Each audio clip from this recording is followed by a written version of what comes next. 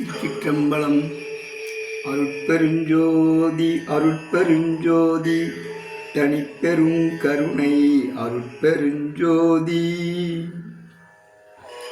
எல்லாம் செயல் கூடும் என்னானை அம்பலத்தே எல்லாம் வல்லான் தனையே ஏத்து. அருட்பெருஞ்சோதி அருட்பெருஞ்சோதி தனிப்பெரும் கருணை அருட்பெருஞ்சோதி. திருச்சிற்றம்பலம். திருவருட்பா 6வது திருமுறை. வள்ளலார் ஐயா திருவருட்பா 6000 பாடல்களை கொண்டது. அதில் இப்பொழுது படிக்கக்கூடிய திருவருட்பா உபதேச உண்மை என்ற தலைப்பில் படிக்கின்றேன். நான் படிக்கவில்லை, வள்ளலார் படிக்கின்றார். கேளுங்கள். திருச்சிற்றம்பலம். இதை உற்று கவனித்து கேளுங்கள். நிறைய உங்களுக்கு அதில் அர்த்தம் கிடைக்கும். வாழ்க்கையில் நல் வழி கிடைக்கும். திருச்சிற்றம்பலம். அருட்பெருஞ்சோதி அருட்பெருஞ்சோதி தனிப்பெரும் கருணை அருட்பெருஞ்சோதி.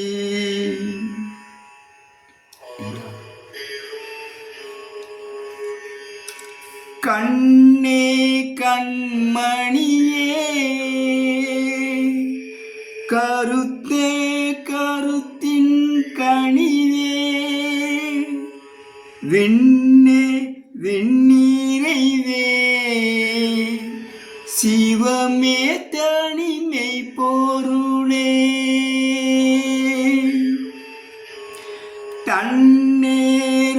தன்னேரொன்மதியே ஏனை தந்த தயாநிதியே உன்னேருள்ளோளியே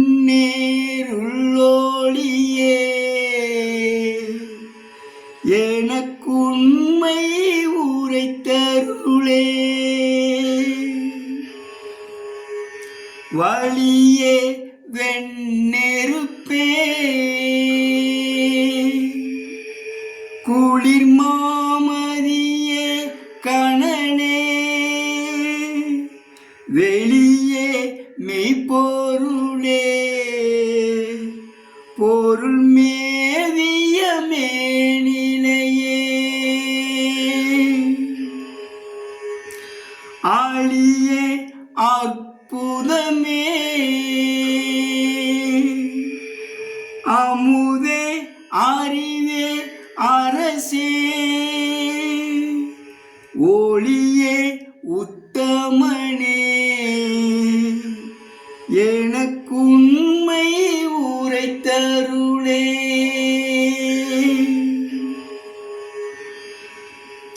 அன்பே என்னரசே திரு அம்பலத்தாரமுதே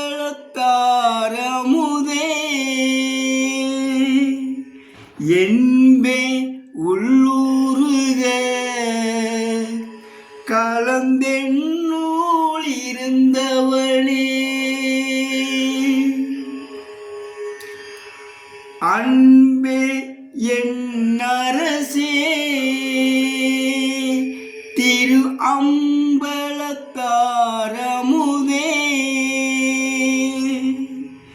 என்பே உள்ளூருக கலந்தென்னூல் இருந்தவனே இன்பே என்னறிவே பரமே சிவமே எனவே உன் பேர் ஓதுகின்றேன் எனக்குண்மை உரைத்தருளே தானையா என்றழைத்தே அருட்சக்தி சக்தி அளித்தவனே தனையா என்றழைத்தே அருட்சக்தி அளித்தவனே அணையா அப்பனுமா எனக்காரியனானவனே இணையாதென்னையுமே நிலையேற்றுவித்தாண்டவனே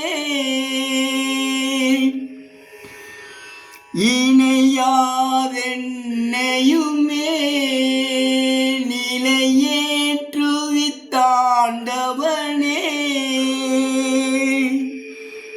உனையான் ஏத்துகின்றேன் எனக்குண்மை உரைத்தருளே உனையான் ஏத்துகின்றேன் எனக்குண்மை உரைத்தருளே துப்பார் செஞ்சுடரே அருட்ஜோதி சுகக்கடலே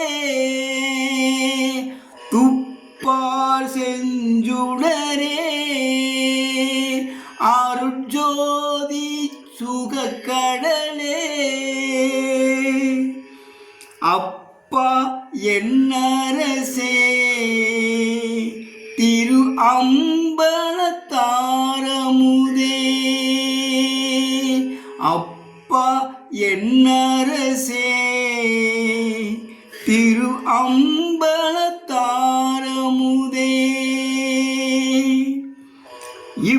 இப்பாரீர் பசிக்கே தந்தையின் சுவை நல்லுணவே ஒப்பா ஒப்பரியா எனக்குண்மை உரைத்தருளே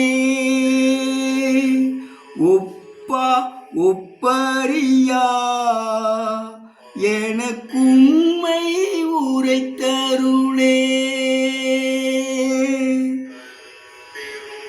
என்றே என்னுளுருன் சுடரே எனையின்றவனே என்றே என்றுளுருன் சுடரே எனையின்றவனே நன்றே நண்பனுக்கே மிக நல்கிய நாயகனே நன்றே நண்பனுக்கே மிக நல்கிய நாயகனே மன்றே மாமணியே சுக வாழ்க்கையின் மெய்ப்பொருளே மன்றே மாமணியே சுக வாழ்க்கையின் மெய்ப்பொருளே நன்றே என்றுனையே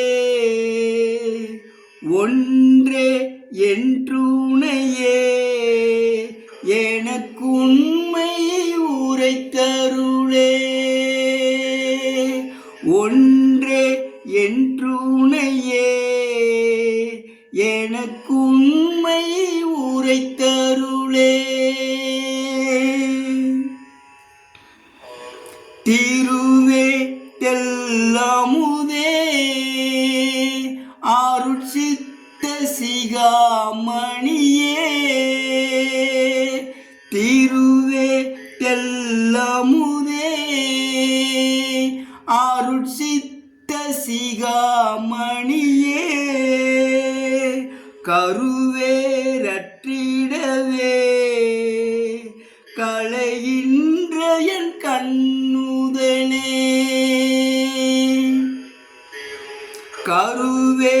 கருவேரற்றிடவே களைகின்ற என் கண்ணுதனே மருவே மாமலரே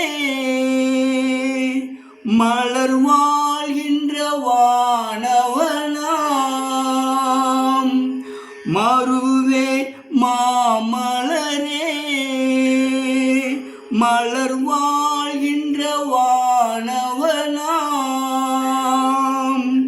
உருவே என் குருவே உருவே என் குருவே எனக்குண்மை உரைத்தருளே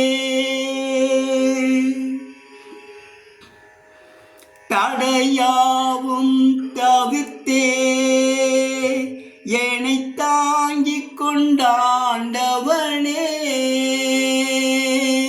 தடையாவும் தவிர்த்தே என்னை தாங்கிக் கொண்டாண்டவனே அடையா அன்பிலர்பால் எனக்கு அன்போடு தந்த பெரும் அடையா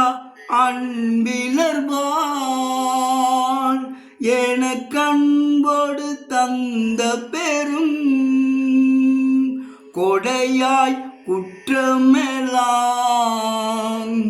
கொடையாய் குற்றமெல்லாம் குணங்கொண்ட குணக்குன்றமே கொடையாய் குற்றமெல்லாம் குணங்கொண்ட குணக்குன்றமே கொடையாய் குற்றமெல்லாம் குணங்கொண்ட குணக்குன்றமே உடையா உத்தமனே உடையா உத்தமனே எனக்குண்மை உரைத்தருளே உடையா உத்தமனே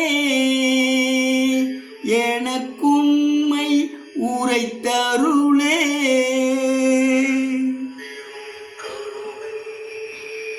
பெண்ணா ஆணுருவாயனை பெற்ற பெருந்தகையே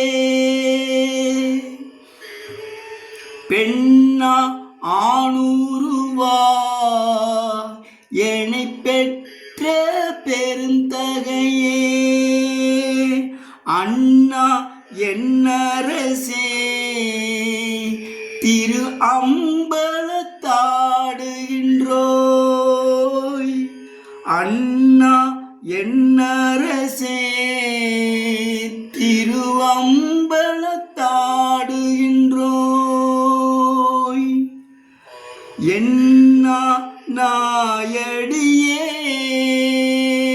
கழித்திட்ட உணவையெல்லாம் என்னா நாயடியேன் கழித்திட்ட உணவையெல்லாம் உண்ணாதுண்டவனே உண்ணாதுண்டவனே எனக்குண்மை உரைத்தருளே உண்ணாதுண்டவனே எனக்குண்மை உரைத்தருளே நன்னாளும் கடந்தே ஒளிர் ஞான சபாபதியே நன்னாளும் கடந்தே ஒளிர் ஞான சபாபதியே பொன்னாரும் சபையாய் அருட்பூரண புண்ணியனே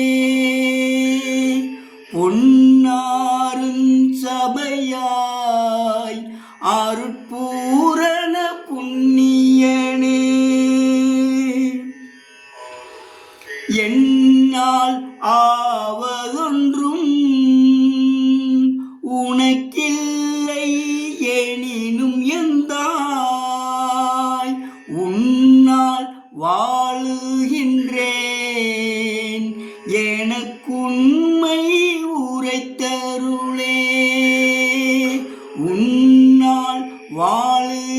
வாழுகின்றேன் எனக்குண்மை உரைத்தருளே.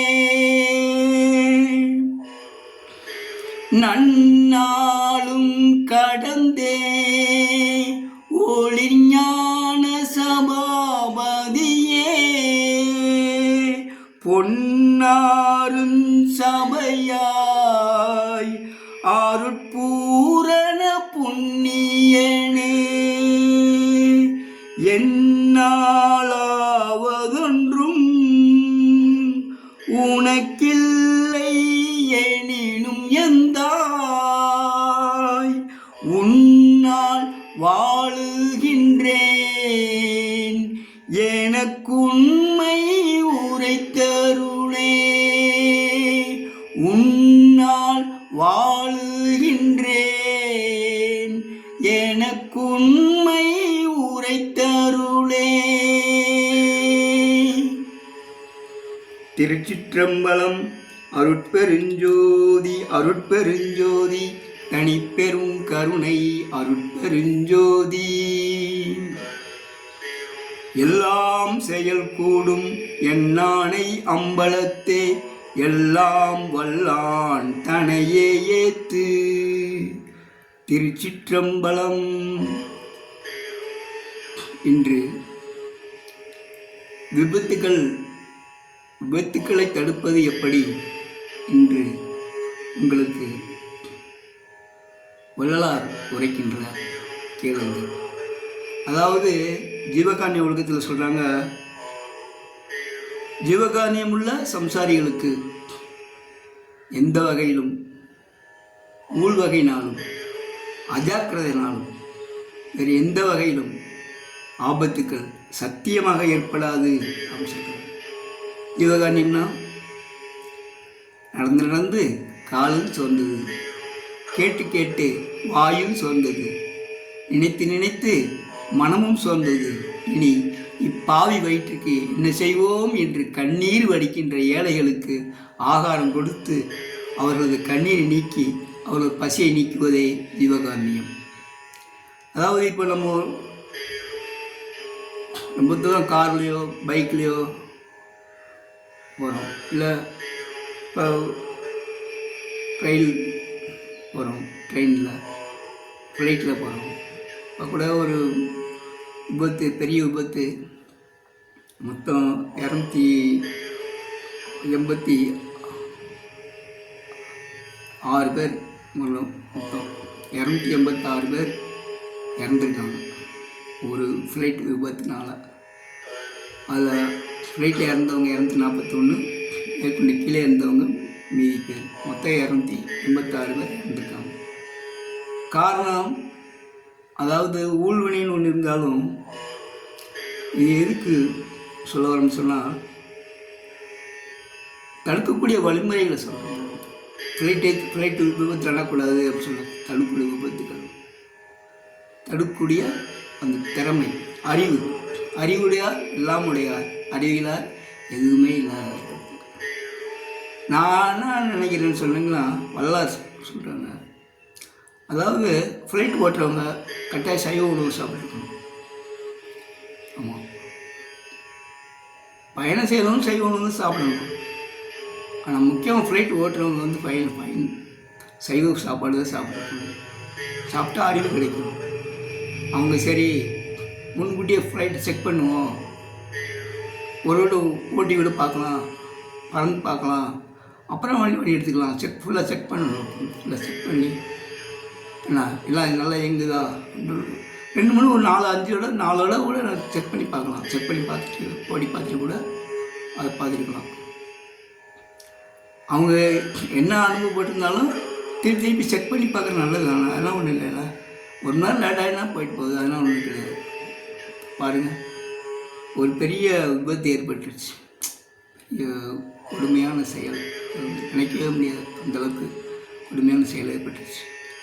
தடுக்கிறதுக்கு வந்து முக்கியமாக ஃப்ளைட் ஓட்டுறவங்களும் சைவ உணவு சாப்பிட்டுருக்கணும், பயணம் செய்கிறவங்களும் சைவ உணவு சாப்பிடணும். ஃப்ளைட்டில் எக்காரணத்தை கொண்டு மாംச உணவுகள் வழங்கக்கூடாது. ட்ரெயினில் கூட என்ன கேட்டிங்கன்னா அவங்கள மீன் இறைச்சி இதெல்லாம் விற்கிறாங்க ட்ரெயினில் கூட. அது தேவையில்லை. சைவ உணவே நல்லா சமைச்சு கொடுக்கலாம் அவங்களுக்கு வந்து. இந்த மாதிரி அது நல்லது. பஸ்ஸில் விட அந்த மாதிரி கொடுக்க மாட்டாங்க. பொதுப்படையாக வந்து இப்போ பைக்கில் போகிறாங்க, நிறைய விபத்துகள் நடக்குது பைக்கில் போகிறவங்க அவங்களும் சைவ உணவு தான் சாப்பிட்றாங்க. இப்போ ஒன்று என்ன கேட்டிங்கன்னா, அதாவது ஐயா சொல்கிறாங்க ஜீவகாருண்யம் சொல்கிறாங்க. ஜீவகாருண்யம் உள்ள சம்சாரிகளுக்கு தான் எந்த ஆபத்தும் ஏற்படாதுன்னு உறுதியாக சொல்கிறாங்க, சத்தியம் பண்ணி சொல்கிறாங்க. அப்போது ஒரு பைக்லேயோ ஒரு காரில் போகிறாங்க, நிறைய விபத்துக்கள் நடக்குது. அப்படியே குடும்பத்தோட கூட பலியாகிடுறாங்க. பொதுப்படையாக ஐயாவுடைய வள்ளலாருடைய கருத்துப்படி சொன்னால் எந்த நீங்கள் பயணமாக இருந்தாலும் சரி, ஒன்று நீங்கள் சைவ உணவு சாப்பிடணும். அடுத்து இது வந்து ஜீவகாரியத்தில் கவனமாக இருக்கணும். அதாவது இப்போ பைக்கில் போகிறாங்க, சர்ன்னு முந்திட்டு போகிறதுன்னு நினைக்கக்கூடாது. முந்திட்டு போகிற முக்கியம் இல்லை. நீங்கள் முந்திட்டு போகணும்னு நினச்சிட்டு இருந்தீங்கன்னா எம்ஏ உங்களை முந்திட்டு போயிடுவார். அது ஞாபகம் வச்சுக்கணும், சரிங்களா?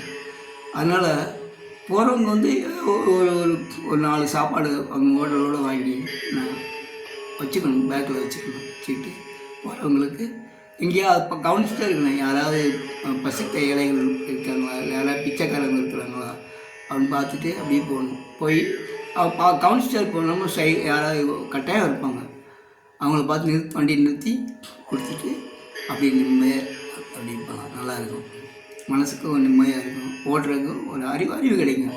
அதாவது ஐயா என்ன சொல்கிறாங்கன்னா, தயவு தான் என்னை மேல்நிலை ஏற்றின்னு சொன்னார். வள்ளலாரே அப்படி சொன்னார். நான் எப்படி மேலே வந்தேன்னு சொன்னால், நான் இறக்கப்பட்டேன். இரக்கமே என் உயிர் சொல்லுவார். இரக்கம் நீங்கில் என் உயிர் நீங்கும் சொல்லுவார் வந்து. அதனால் இப்போ பயணம் செய்கிறவங்க வந்து கொஞ்சம் சாப்பாடு கொஞ்சம் கொண்டு போகலாம். வந்து ஃப்ளைட்லேயே போனால் கூட அவங்களும் அடுத்த நிறுத்தம் வர வரைக்கும் கொஞ்சம் சாப்பாடு தயார் பண்ணி வச்சுட்டு, அந்த நிறுத்தத்தில் அந்த ஃப்ளைட் இருக்கக்கூடிய விமான நிலையத்தில் போய் கொஞ்சம் இல்லாத ஏழைகள் கட்டாயம் இருப்பாங்களா, அவங்க கொடுத்துட்டு போகலாம். அந்த மாதிரி அதை வந்து ஃப்ளைட் ஓட்டுநரும் செய்யணும், பயணிகளும் செய்யணும். அதனால் இது வந்து அது ஒரு பெரிய ஒரு குறைபாடு நமக்கு வந்து. அதாவது ஜீவகாருண்யம் இல்லாதவர்களுக்கு எல்லா தீமைகளும் உண்டாகும்னு ஐயா வள்ளலார் சொல்கிறார். நமக்கு வந்து அதில் கவனமாக இருக்கணும். நமக்கு வந்து யாராக இருந்தாலும் சரி, பிரம்மச்சாரியாக இருந்தாலும் சரி, யாராக இருந்தாலும் சரி, சன்னியாசியாக இருந்தாலும் சரி, யாராக இருந்தாலும் ஜீவகாருண்யம் பண்ணுங்க சொல்கிறாங்க. நீ குடும்பஸ்தராக இருந்தாலும் சரி, நீங்கள் சன்னியாசியாக இருந்தாலும் சரி, நீங்கள் எப்படி இருந்தாலும் சரி, சரியா? எந்த சூழ்நிலையிலும் நீங்கள் வந்து ஜீவகாருண்யம் செய்யாமல் இருக்கக்கூடாது அப்படின்னு சொல்கிறாங்க. ஜீவகாருண்யம் கட்டாயம் செய்யணும்னு சொல்கிறாங்க. நம்மளால் முடிஞ்ச அளவுக்கு தான் செய்யப்போகிறோம். அதுக்காண்டி நிறையா செய்யணும்.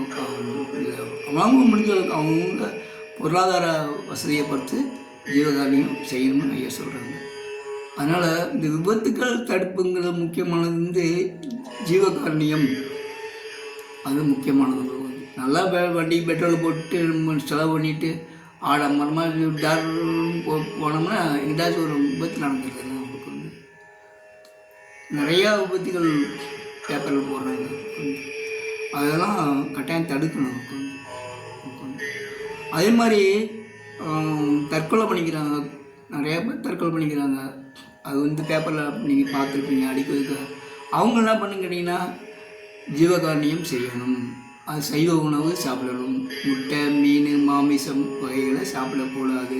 அது சாப்பிட்றதுனால தான் அந்த அறிவு வந்து வேலை செய்ய மாட்டேங்குது. வந்து ஏதோ ஒரு பிரச்சனை, வீட்டு பிரச்சனையோ கடன் பிரச்சனையோ ஏதோ பிரச்சனை, அதனால் அவங்க என்ன பண்ணுறாங்க, திடீர்னு தற்கொலை முடிவு பண்ணிக்கிறாங்க. கையில் ஏதாவது ஒரு நியூஸ் வந்துகிட்டே இருக்குது, தற்கொலை பண்ணிக்கிறாங்க சொல்லி. ஒரு கார் தனியாக நிற்கிது. அந்த காரில் என்ன தனியாக நிற்கிது, காலையில் போய் பார்த்தா காலையில் எல்லாருமே விஷம் குடிச்சு செத்து போயிருக்காங்க. வசதியானவங்க கூட அப்படி முடிவெடுத்துறாங்க.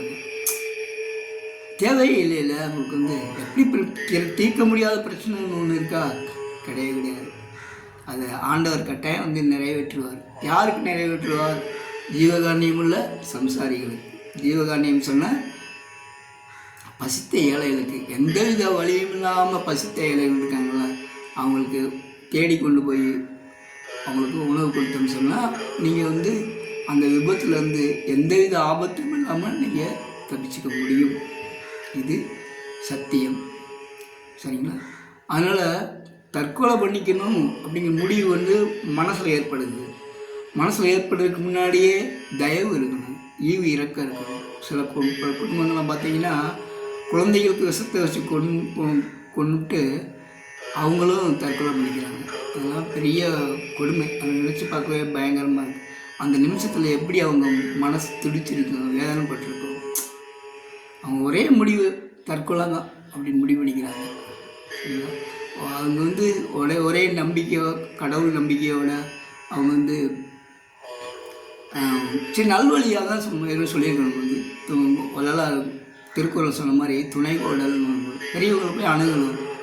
ஐயா அப்படி பிரச்சனை ஆயிடுச்சு, என்ன செய்யறதுன்னு தெரியல, நாங்கள் தற்கொலை பண்ணிக்கிற முடிவில் இருக்கோம். அவங்களை ஆலோசனை கேட்கலாம். 4 பெரியவங்கள்ட்ட போய் நாங்கள் சொல்லி ஆலோசனை சொன்னோம்னா அவங்க ஒரு ஆலோசனை சொல்லுவாங்க. சரி இந்த பிரச்சனை இப்படி தீர்த்து வைக்கலாம், இந்த கடன் பிரச்சனையோ இல்லை குடும்ப பிரச்சனையோ இந்த மாதிரி தீர்த்து வைக்கலாம் அப்படின்னு முடிவுக்கு வருவாங்க. கொஞ்சம் பெரும்பாலும் நல்லா இருக்காங்க, அதை பற்றி பிரச்சனை இல்லை.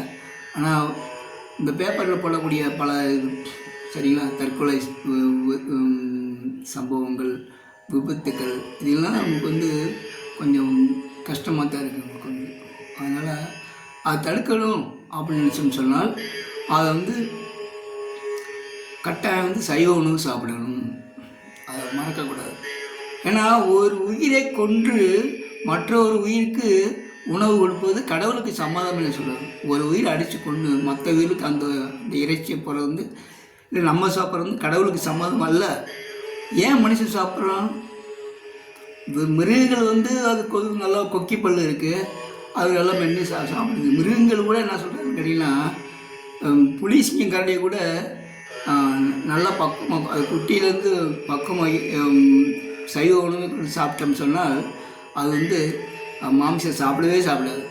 நாயாக இருந்தாலும் சரி, நீங்கள் சைவ உணவு போட்டு சாப்பிடுங்க, முட்டை கூட போடாத கொடுங்க. அது வந்து அது நீங்கள் அடுத்து முட்டை வச்சா கூட சாப்பிடாது, அதுக்கு வந்து இறைச்சி போட சாப்பிடாது. ஏன்னா எல்லாம் இந்த இறைச்சிகள் சாப்பிட்ற மிருகங்கள் மனிதர்கள் எல்லாம் பழக்கத்தின் அடிப்படையாக சாப்பிட்றாங்க. பரம்பரையாக வந்து நம்ம அப்பா அம்மா சாப்பிட்டாங்க, நம்மளும் சாப்பிடுவோம் சொல்கிற காலம் இல்லை. நல்ல கருத்துக்களை படிக்கிறதுக்கு முயற்சி பண்ணலை, இயல்பாகவும் அமையலை. அதனால் நிறையா துன்பங்கள் வருது. காடுகளில் இருக்கக்கூடிய விலங்குகளை பார்த்தே மனுஷன் வந்து விலங்குகள் சாப்பிட்டு நம்மளும் சாப்பிடுவோம் அப்படின்ட்டு விலங்குகள் சந்தோஷமாக தான் இருக்கு. நல்லா சாப்பிடுது, விலங்குகள் வந்து நல்லா சந்தோஷமாக இருக்குது, அதுவும் இனப்பெருக்கம் பண்ணி சந்தோஷமாக இருக்குது. ஆனால் முடிவு எப்படி இருக்குன்னு சொல்ல முடியாது. அது மெலிஞ்சி போய் மற்ற புலி சிங்கம்லாம் அதை கடித்து சரிங்களா வேதனைப்பட்டு தான் சாகும். மனுஷன் அப்படி தான். மனுஷன் எவ்வளோ பெரிய பணக்காரன் வந்தாலும் சரி, கடைசியில் ஒரு நோய் வந்துச்சுன்னு சொன்னால் அமெரிக்கா போனாலும் காப்பாற்ற முடியாது, எந்த நாட்டுக்கு போனாலும் காப்பாற்ற முடியாது. சரிங்களா? ஊழ் விளைங்கிறது வந்து அதாவது பாவங்கிறது வந்து எங்கே போனாலும் விடாது. அது வந்து எந்த நாட்டுக்கு போனாலும் சரி யாருமே குணப்படுத்த முடியாது. டாக்டருக்கு தெரியுமா? அது டாக்டருக்கு வள்ளலார்னா யாருன்னு தெரியுமா? தெரியாது. ஊழ்வினைன்னா என்ன தெரியுமா? தெரியாது. பாவம்னா என்ன தெரியுமா? தெரியாது. புண்ணியம்னு என்ன தெரியுமா? தெரியாது. ஒன்றே ஒன்று தெரியும், ஊசி, அதை விட்டால் மாத்திரை, அதுவும் தெரியும். ரத்த கொதிப்பு இருக்கா, சரி இது சாப்பிடுங்க அப்படிம்பாங்க. அப்புறம் உங்களுக்கு வந்து கிருமி பாதிச்சிருக்கு, அப்போ கிருமிக்கு உள்ள மருந்துகள் சாப்பிடுங்கன்னு சொல்லி கொடுக்குறாங்க. சரிங்களா? ஆனால் வந்து அவங்க வந்து ஒரு முக்கியமாக வந்து அவங்க வந்து அறிவுரை கொடுக்கணும். எந்த டாக்டராக இருந்தால் சரி, எவ்வளோ என்ன தலை படிச்சிருந்தா சரி, எவ்வளோ வயசானவங்களாக இருந்தால் சரி, எந்த டாக்டராக இருந்தால் சரி அறிவுரை சொல்லணும். நீங்கள் வந்து சைவ உணவு சாப்பிடுங்க, அப்போ தான் நோய் குணமாகும். மாமிசம் சாப்பிட்டீங்கன்னா எந்த காரணத்தை கொண்டும் குணமாகாது அப்படின்னு உறுதியாக சொல்லணும். அப்படி அதனால் வள்ளலார் சொல்றார், சரி நான் உரைக்கும் வார்த்தையெல்லாம் நாயகன்ற வார்த்தை, நான் சொல்கிறதெல்லாம் கடவுள் சொன்ன வார்த்தை. இப்போ சொன்னதெல்லாம் நீங்கள் கடவுள் சொன்னதாக எடுத்துக்கிங்க. தயவுசெய்து நீங்கள் சைவ உணவு சாப்பிடுங்க. முட்டை, மீன், மாமிசங்கள் சாப்பிடாதீங்க. அதே மாதிரி எந்த காரணத்தை கொண்டும் மாமிசம் சாப்பிடாதீங்க. எந்த சூழ்நிலையிலும் சாப்பிடாதீங்க. மாமிசம் சாப்பிடக்கூடாது. நல்லா காய்கறிகள், கீரைகள், பருப்பு வகைகள், எல்லா உணவு வகையும் நல்லா வயிற்றுக்கு சாப்பிடுங்க. அதனால் நான் ஒன்றும் பிரச்சனை கிடையாது. சரிங்களா? அதே மாதிரி வள்ளலார் சொல்கிறார், நான் சொல்வதெல்லாம் சத்தியம் சத்தியம் சத்தியம் சொல்கிறார். எத்தனை சத்தியம் சொல்கிறார். அது கட்டாயம் போய் சொல்ல மாட்டார். உங்களுக்கு நான் சொல்ல வள்ளலார் சொல்கிறார், நான் என்னால் உங்களுக்கு நன்மை கிடைப்பது சத்தியம் சொல்கிறார். ஏன் அதை விட்டு விடணும்னு சொல்கிறேன் நான். சரிங்களா? ஒருத்தர் நன்மை செய்கிறாரு, ஏன் அவரை நம்ம பிடிக்கக்கூடாது? சரிங்களா? அதனால் வள்ளலாரை சிக்கன பிடித்து கொள்ளுங்கள். திருச்சிற்றம்பலம். அருட்பெருஞ்சோதி அருட்பெருஞ்சோதி தனிப்பெரும் கருணை அருட்பெருஞ்சோதி அருட்பெருஞ்சோதி அருட்பெருஞ்சோதி தனிப்பெரும் கருணை அருட்பெருஞ்சோதி அருட்பெருஞ்சோதி அருட்பெருஞ்சோதி தனிப்பெரும் கருணை அருட்பெருஞ்சோதி அருட்பெருஞ்சோதி அருட்பெருஞ்சோதி தனிப்பெரும் கருணை அருட்பெருஞ்சோதி. திருச்சிற்றம்பலம்.